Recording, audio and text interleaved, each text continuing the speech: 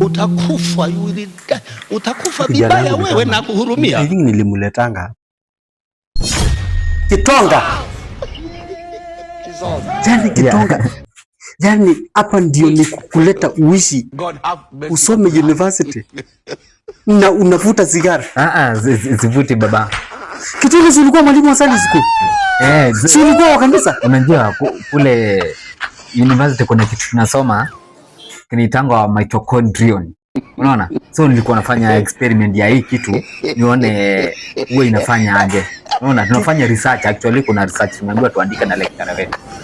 Kitonga, unadhania mimi ni mjinga? Sasa mamako akijua nini unavutanga sigara atafanya nini? Usimwambie. Unajua sukari yake itapanda. Pole. Acha niendelee na wewe. Tuingie hapo ndani. Kasia hii. Kitonga, hizo ndo nilikulea.